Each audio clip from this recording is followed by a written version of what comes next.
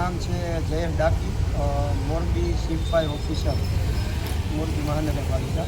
આજે ફાયર સિસ્ટમના અભાવ, જે ફાયર એક્ટ પ્રમાણે જે ફાયર સિસ્ટમ પોતાની સેફ્ટી માટે લગાવવામાં આવે છે એ વારંવાર ડૉક્ટર નીતિન બુદ્ધદેવ કરીને નામ છે, પાર્ક પ્લાઝા પાસે અત્યારે હાલ અમે ઊભા છે.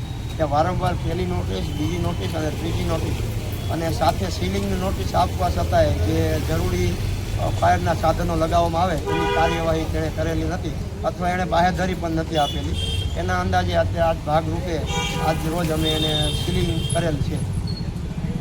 અગાઉ નોટિસ આપી હતી, કોઈ જવાબ અત્યાર સુધી આપ્યો નથી, એટલે સીલિંગની કાર્યવાહી કરવામાં આવી છે. કેટલા શોપિંગમાં દુકાન છે અને કેટલી દુકાન અત્યારે સીલ કરવામાં આવી છે?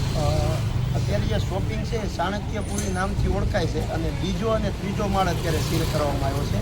બીજો અને ત્રીજો માળ એટલા માટે સીલ કરવામાં આવ્યો છે કે જે નીચેવાળા દુકાનદાર છે, અંદાજિત 16 જેવા દુકાનદાર છે, એમાં પોતાની એક દુકાન છે. એ લોકો બાહેધરી આપી ગયા છે કે ભાઈ અમે ફાયર સિસ્ટમ નાખવા એગ્રી છે.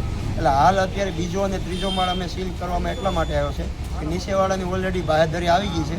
જે બીજો અને ત્રીજો માળ જે ડૉક્ટર સાહેબનો છે એણે હાલ છતાં જવાબ પણ નથી આપેલો કે બાહેધરી નથી આપેલી કે ભાઈ અમે ફાયર સિસ્ટમ નાખવા એગ્રી છે.